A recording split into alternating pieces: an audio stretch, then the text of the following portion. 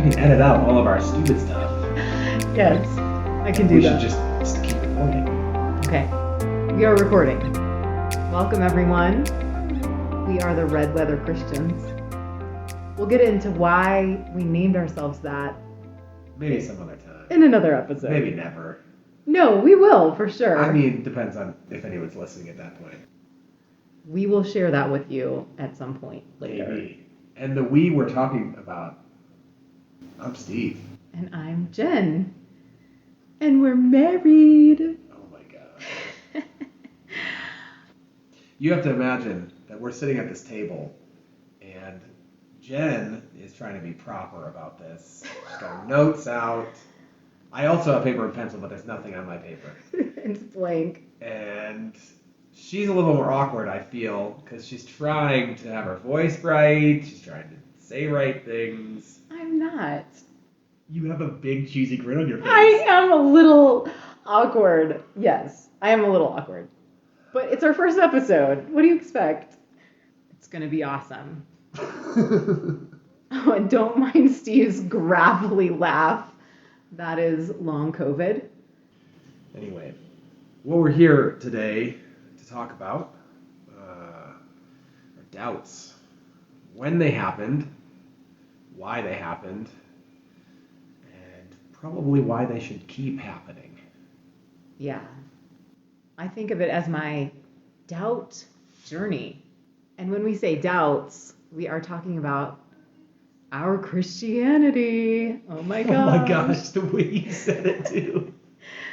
This is not how we actually have conversations. I feel like it's close. So let's get into it. When did you first start having doubts?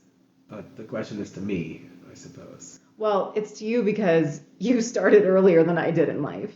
I went through and just kind of accepted things, I would say, pretty easily. Things I heard in church. Now, in my defense, I went to a church it was in California. Yes, it was a Baptist church, but... That's not real Baptist. I don't know. People hear the word Baptist and they think uber conservative. And I would not say that my church was necessarily in our beliefs. My church was all about grace. That was the biggest takeaway that I got from that church, was that God gives grace. So take that for what it's worth. And you could dance, so you weren't Baptist. Correct. So I pushed through this. I just said this before we even recorded, but I pushed through high school without doubt. I pushed through all the doubts that I might have had in high school, even though I was reading the Bible and reading some really weird things. Pushed through that, pushed past that, because that was what I should do, or what I thought I should do. And I landed at a Christian university. Dun dun dun. So I thought that would be fantastic. I'd find my people.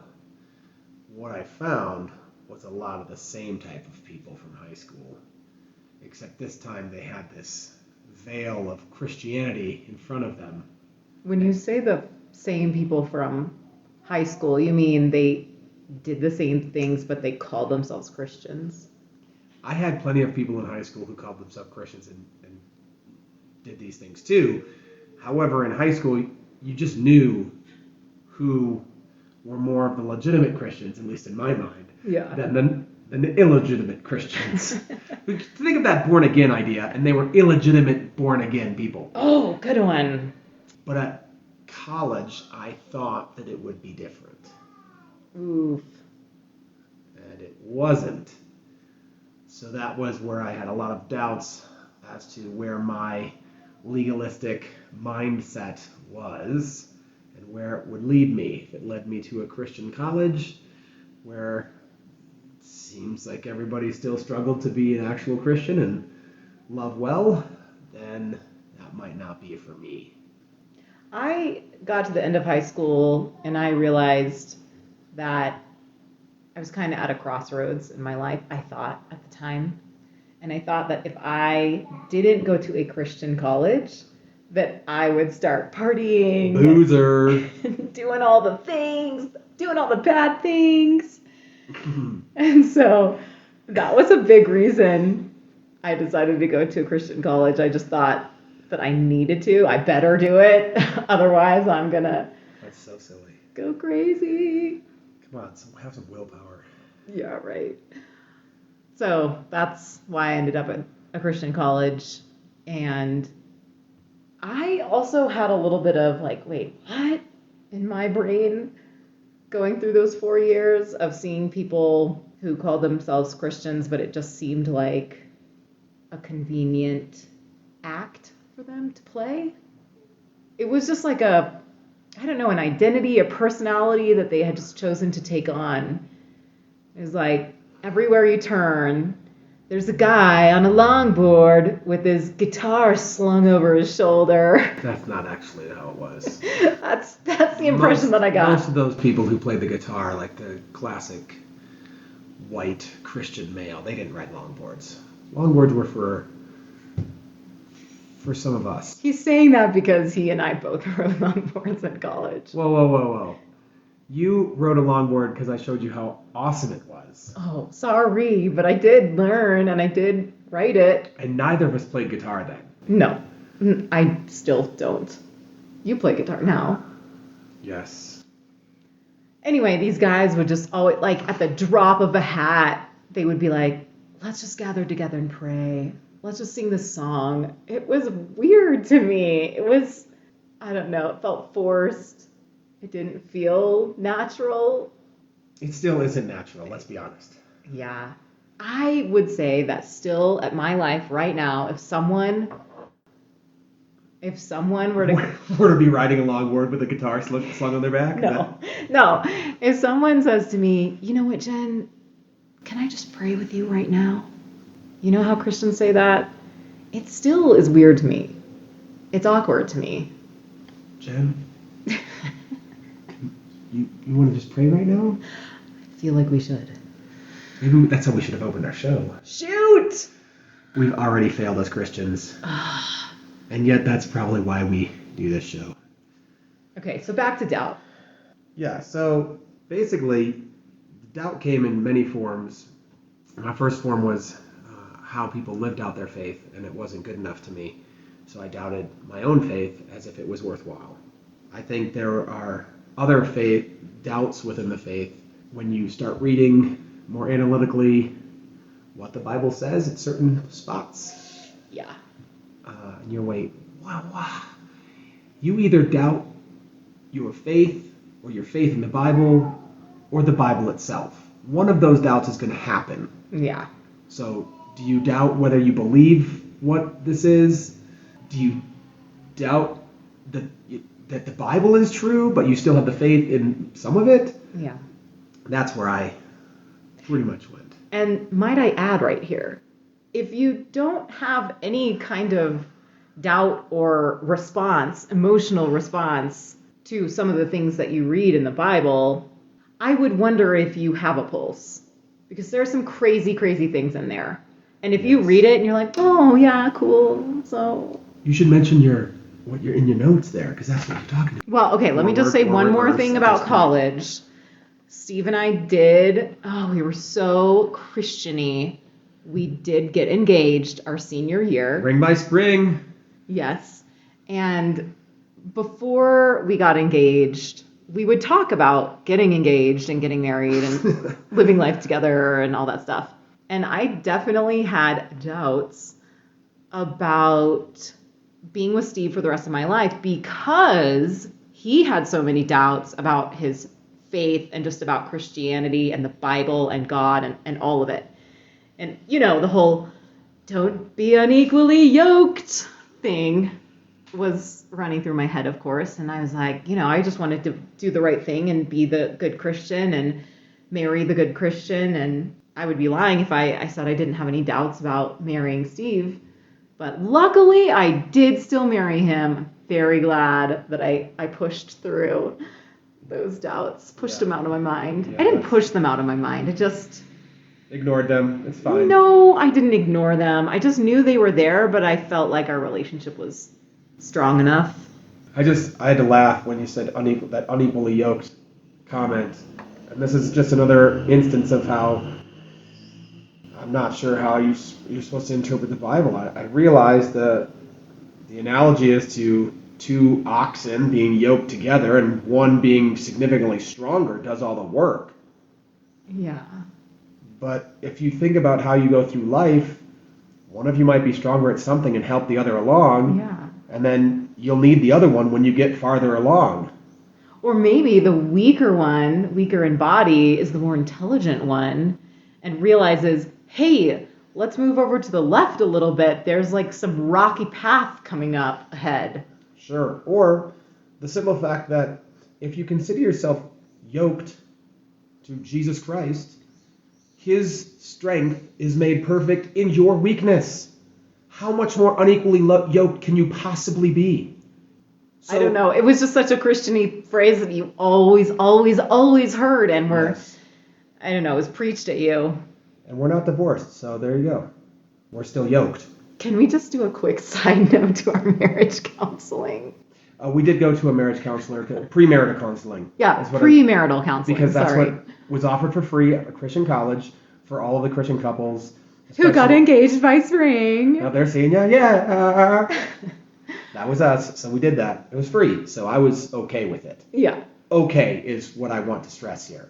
I was super excited about it. I was like, oh, this is going to be so fun. We're going to get to talk about ourselves and our relationship. So I don't remember all the details, but I'm sure we need to share at least this part.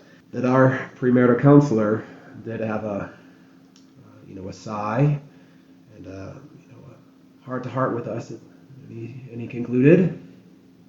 Well, to preface this, we took some kind of test? All sorts of personality tests. Yeah, personality tests. And it was the results were presented to us by way of a line graph. So I had a line and Steve had a line. So I will say that when my line went up, Steve's line went down. And when Steve's line went up, my line went down. Yeah. And apparently that was not what was supposed to be a good sign of what's to come. Yeah, I don't know. Basically, the only reason our lines even touched each other is because they had to cross to get to the other points. Yeah, exactly. They didn't cross at a point. No. They just crossed to get to other points that were more divergent from each other. That was pretty cool. Yeah. And so the conclusion was, do not get married. Yeah. He actually told us that he could not, in good faith, recommend our getting married. And we're like, cool, thanks. Bye. And again, I was okay with all of this because it was free, but obviously it had almost no bearing on my life. I was going to marry her. Yeah. Well, Steve has always been a little bit anti-establishment, would you say? Like if somebody tells him this is what you should do, he tends to gravitate to the other side of that. That's not to say if he had said, you should definitely get married, that I was going to deviate from my own plan. Yes, this is true. Anyway, we got married. And I would say we have a very good marriage. We like each other a lot. We love each other, even. Still. We have lots of fun together, lots of laughs. So, in your face, Mark! That was his name. I won't say his last name, but that was his first name. Mark happens to also be my best friend from high school, so. Different Mark, definitely a different Mark. So, we jumped ahead I tried to jump ahead at least to a quote that you have written in your notes. I don't have a quote Or written in my notes. something, you're referencing something in your notes at least. Well, I kind of floated along in my Christian haze for several years, even at the beginning of our marriage. But being married to a person like Steve, who definitely questions everything, I always had that in me as well, probably from my dad and how he raised me. He was definitely against the system or anti-establishment or whatever you want to say. And also, he was not a particularly religious man. So I think it was always kind of in me. But for me, if I had to go back in my doubt history and pinpoint a time where it was really like my mind kind of blew up. It was when Steve and I first started listening to a podcast that my good friend Gail recommended to us called The Faith Angle. It just talked about some, I would say, hot topics in Christianity. One of them being gender and women's role in the church, and if women should preach in the church or like pray in front of the... Or be allowed to breathe. Yeah, basically. In the presence of men. Those episodes, like I said, they kind of blew my mind because I felt like, wow, I am resonating with this.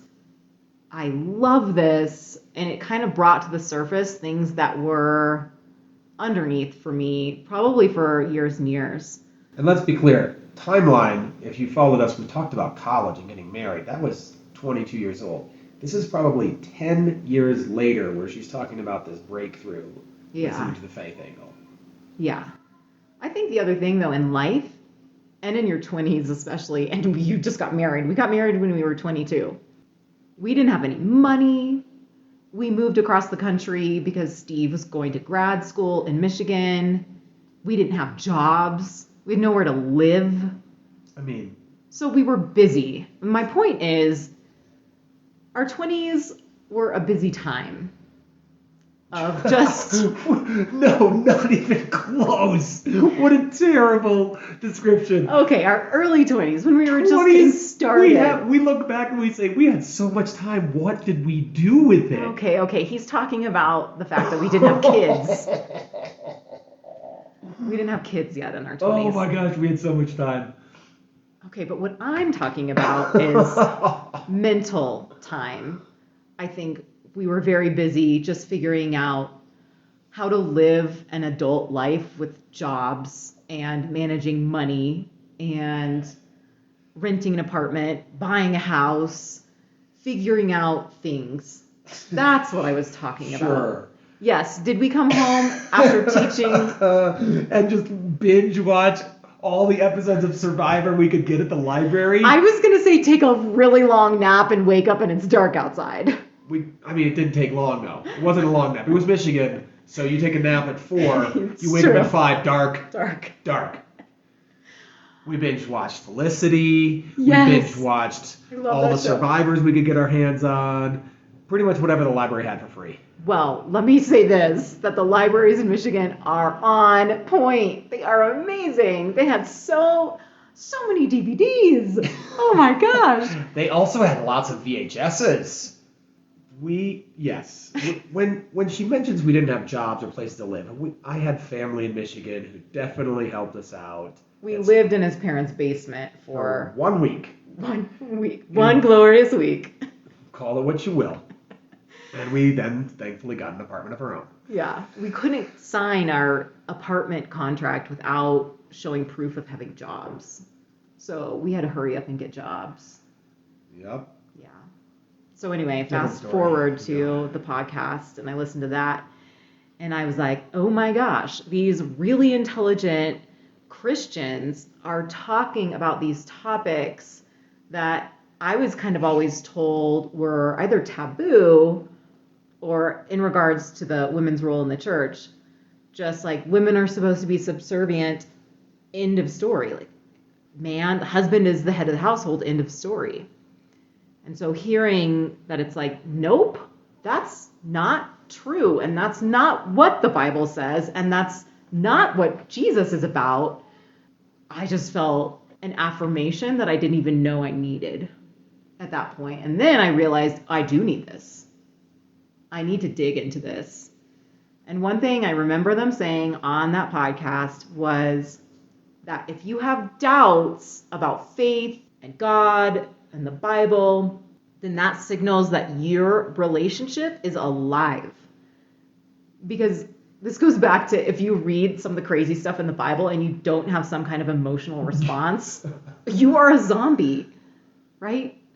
So Or you're just really not paying attention. Yeah. You're just zoning out. You're reading, you're like, I'm reading my Bible for the day. And you're just zoning, completely zoning. which I'm sure people do. Like, I read my daily devotional and I prayed. It was about Uzzah touching the ark so it didn't fall, and he got struck by lightning. Totally cool, everybody. Yeah. It just tells you need to obey God's commands. Yeah, you'd have to turn a blind eye to a lot of words. So then we happened to be going to a pretty conservative church. Okay, fast forward. We had our stint in Michigan. Steve and I both went to graduate school.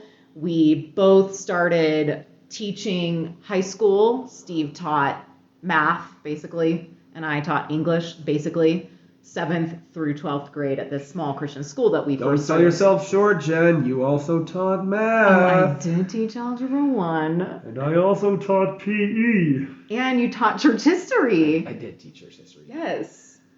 So anyway, we got our degrees, pretty much.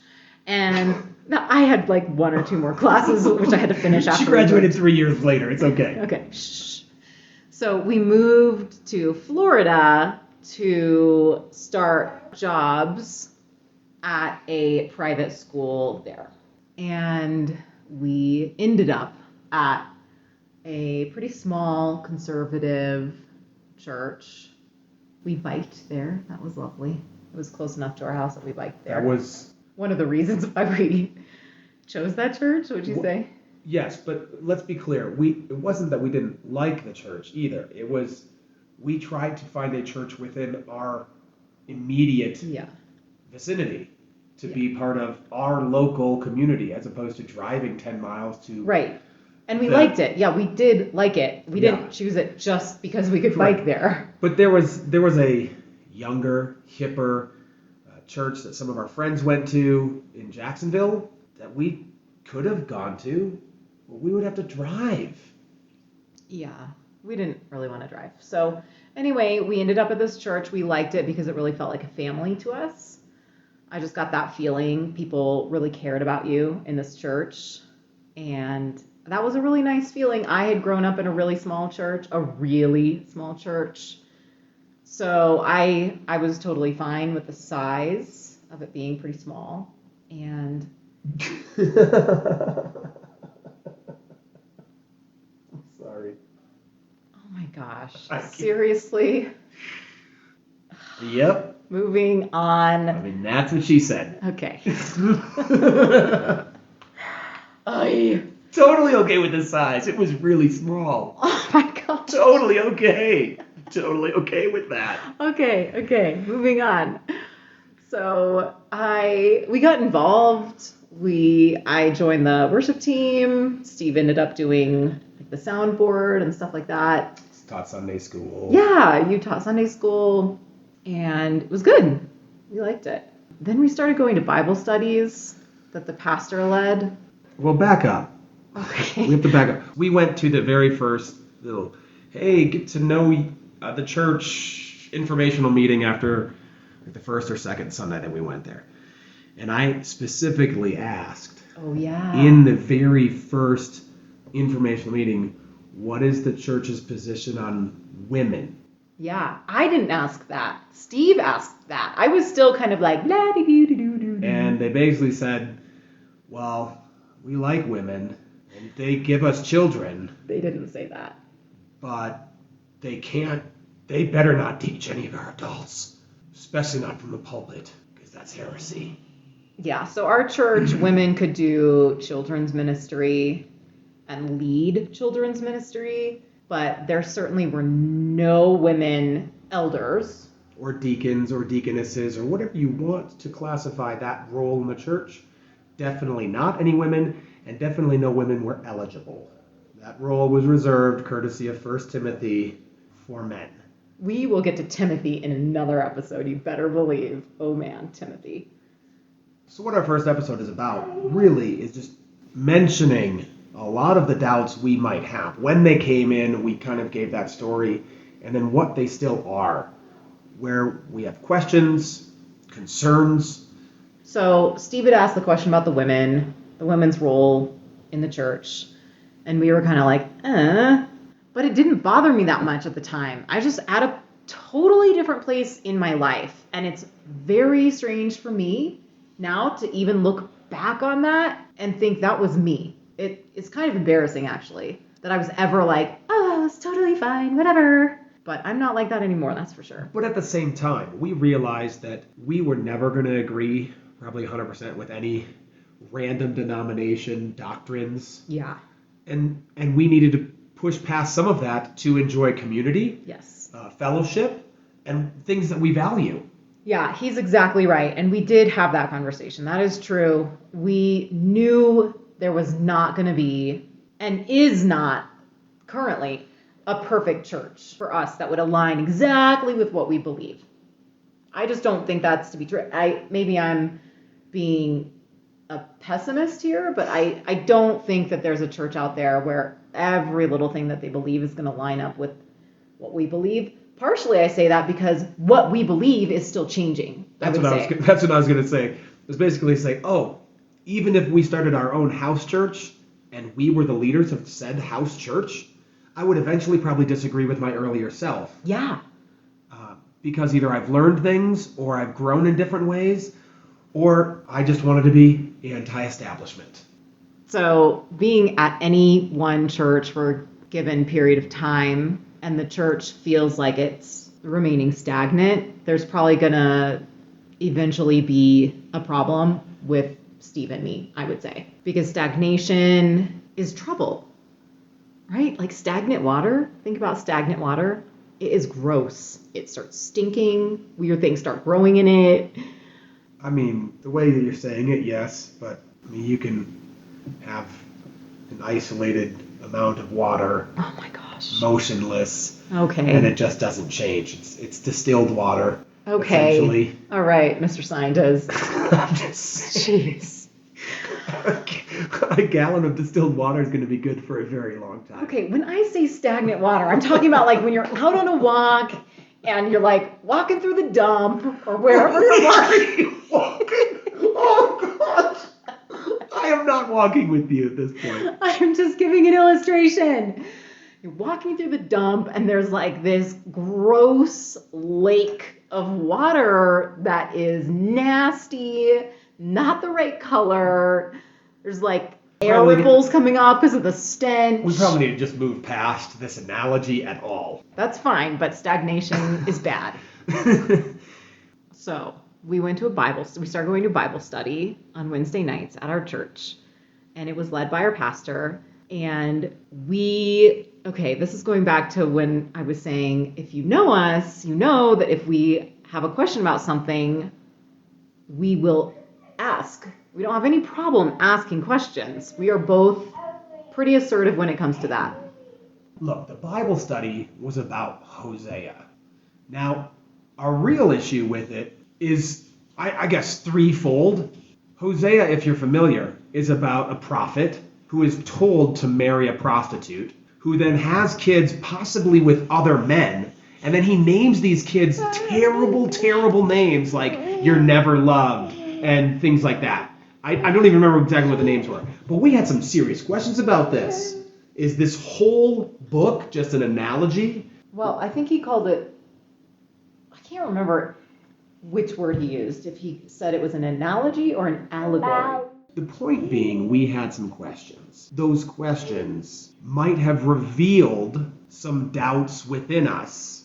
When you reveal doubts to other Christians, there seems to be a couple of responses, and one that is most prominent. And that is a big old guilt, shame mess. How dare you doubt God? Well, what was it that our pastor said to us? He quoted Max Lucado, but I have yet to find this quote by Max Lucado. Pretty sure it's a misquote, which would not be the first misquote. So he said something along the lines of, you can ask what of God, but you cannot ask why of God. I was asking a why question. I remember. I don't remember what it was, but I remember asking a why question, and he came back to me with that, and I thought, well, that's strange. I mean, it could have just as, like I said, it was Hosea 1, and it's like, why would God want someone born called the unloved one, or whatever his name was? Why doesn't he love everyone? Hmm. Why would you even have that? And it's like, can't ask God why. You can only ask God what. So what was the child's name exactly?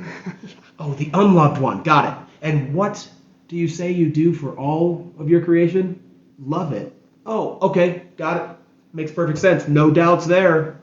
Well, the other thing that I struggled with during that Wednesday night Bible study, and it might have been that night, it might have been another night, I was just saying straight up, like, that I have doubt about things in the Bible. When I don't understand them, or if God is doing something that seems totally ridiculous to me, that I have doubt. I experience doubt. And one of the elders of the church, he said, you're just experiencing a time of doubt right now. You're just struggling with your faith right now.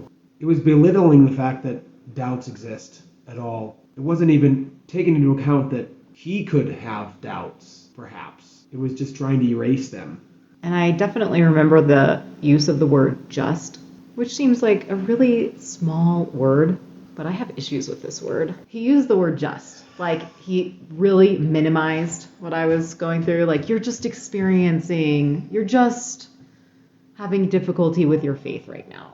Like, that's all it is. And that's like, why it's just this. Yeah, and that's why we resonated with the faith angle so much when they said, when you have doubts, your faith is actually alive and potentially growing.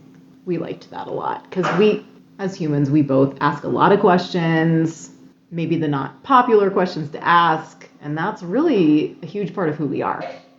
So there are plenty of doubts, and we have what is written in certain translations of the Bible that we'll get into. Yeah. So we're going to wrap up our first episode, I think. Well, the natives are getting restless. Yeah. We do our best to record these episodes when we have a few minutes of quiet time, but we have 3 kids, so that's not always afforded to us. So if you hear random little things here and there, noises, like that, I hope that you'll enjoy kind of going along with us as we talk about various maybe doubts that we have, books that we've read, Christian books that we've read, weird parts of the Bible that we've read.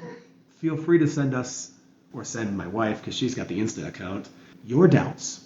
Maybe we'll talk about those. That could be fun. Make it interactive. We'll give you a shout out. Anyway, thanks for listening. We're going to end this episode.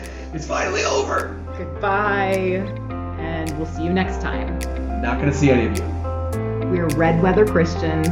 I'm Steve. And I'm Jen. Leave no doubt unturned.